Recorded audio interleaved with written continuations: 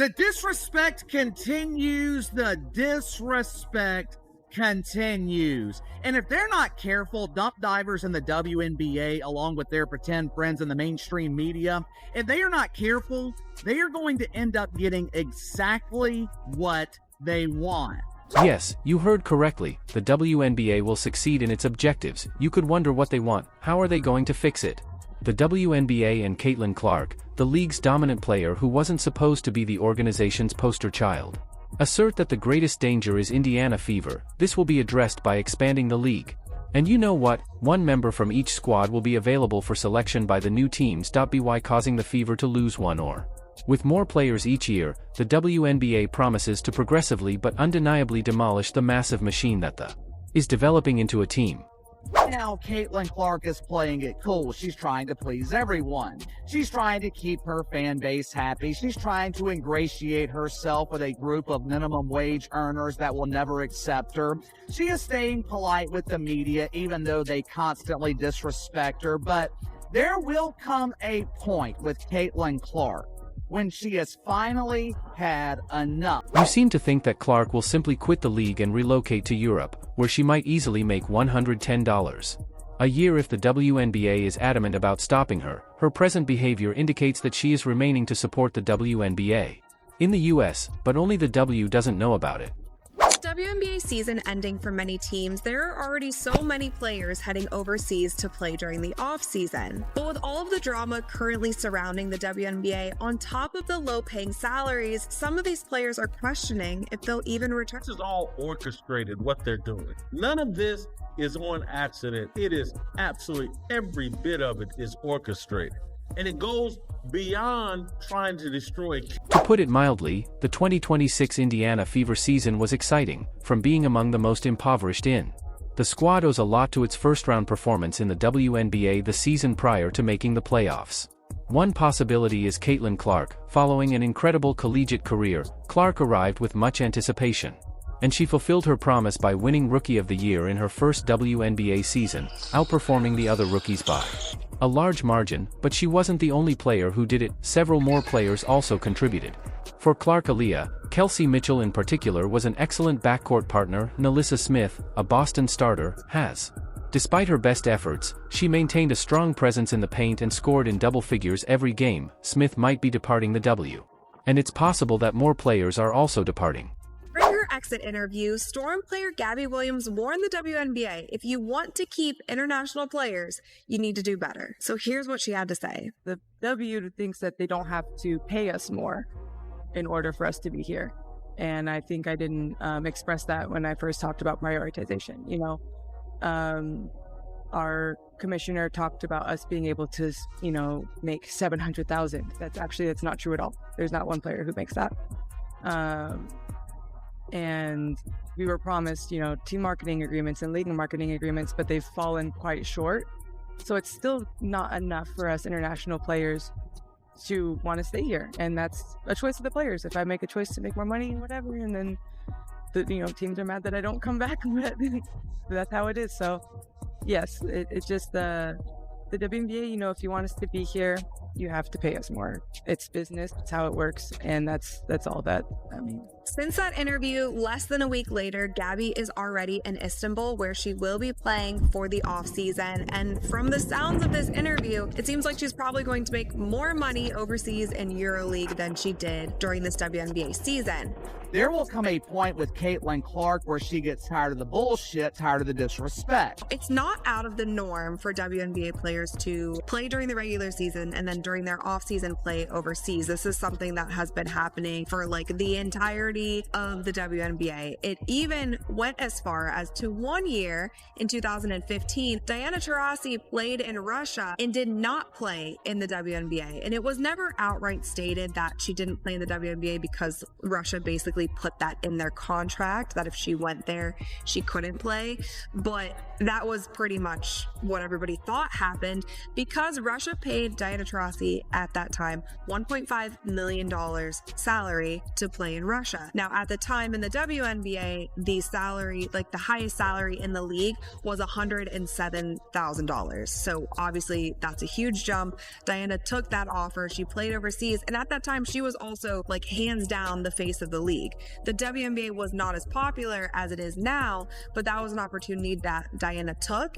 And I feel like with the growing popularity of the WNBA and with players able to, you know, make money off brand deals and this and that, and their celebrity rising, there could be a world where more of these private owned EuroLeague teams, I could see some of these teams going after some of our star players in the WNBA. And if the money makes sense, if the business aspect makes sense, we could lose more players to playing overseas, like Gabby kind of alluded. However, after months of speculation, the WNBA has finally released the Golden State Vaults expansion draft regulations.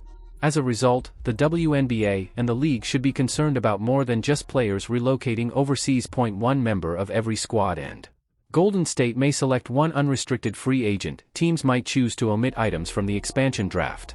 6 of their 12 players, unrestricted free agents, and all players on an active squad are eligible for protection under particular requirements because the team's roster listings go all the way back to the conclusion of the 2026 season.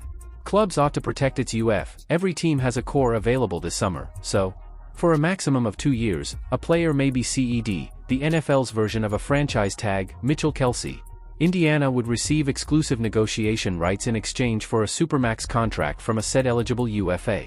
About 10 days prior to the expansion draft, teams must submit their protected player lists, who was chosen for the expansion.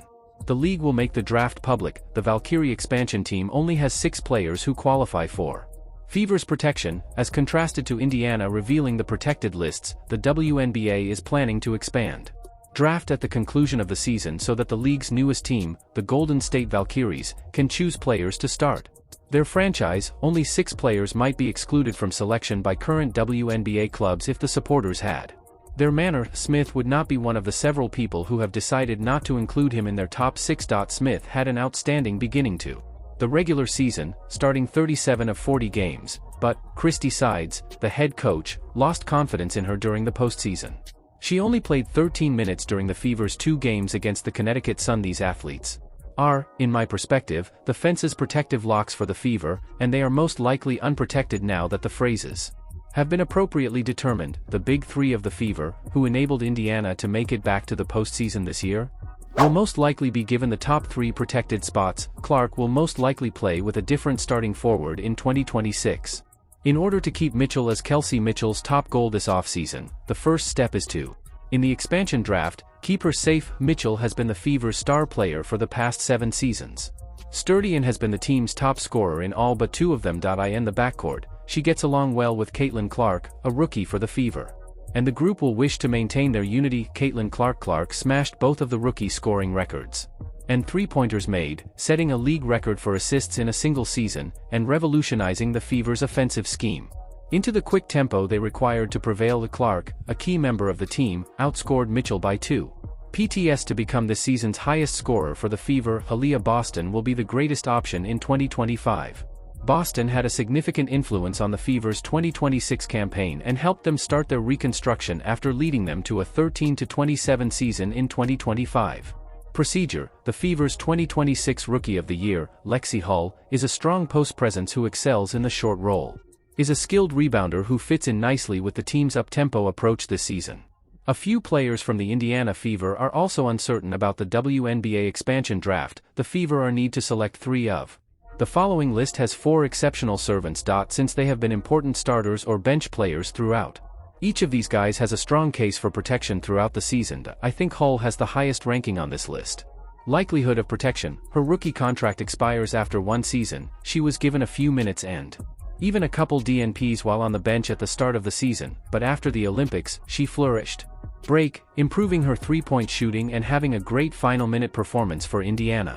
In 15 games, from 22% to more than 50%. Normally, Nalissa Smith would be protected by her Fever, but I think it would be ideal for the 2 to part ways because the season is dominated by other issues, such Smith's outspoken grievance of her lack of touches this season and her acknowledgement that she didn't play as much as she would have liked.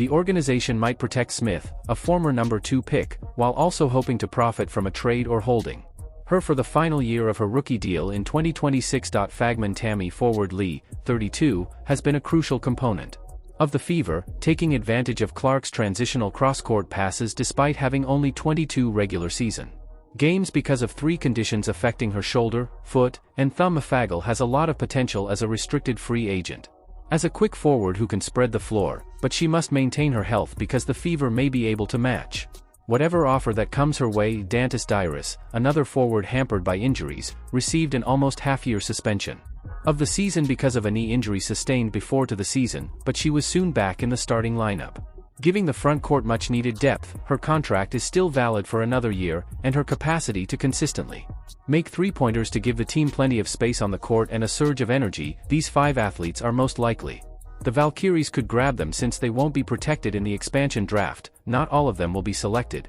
However, just because they lack protection, only one player will be chosen by each team. By 2026, the majority of these players will have the chance to return to the Fever. Katie Lou Sampson takes a year off in August 2025 to give birth to her daughter. Sampson rejoined the WNBA. In her farewell interviews with Fever, she claimed that it was far more challenging than she had expected because of the physical demands of re-entering the league after simultaneously giving birth and caring for a child. The Fever is projected to pay Samuelson $180,000 in 2026 and is still under contract for 1 year. At 3, she began the season in the starting lineup, but since Clark took over at this season, she struggled to shoot from 3, which led to a decline in her stats as a point guard, the 7th choice in 2025.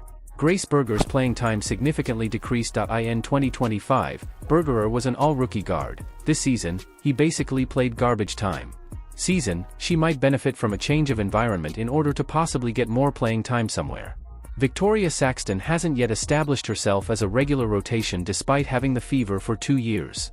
Player even if they were chosen in the 2025 selection's 3rd round, her finest performance of the year happened when, in the regular season finale, she scored 5 points in 5 minutes when the starters had a fever, so they rested. Christy Wallace, who won bronze with Australia in this cycle, was the lone Olympian suffering from a fever. She had a mixed season outside from it, starting 15 games at the 3.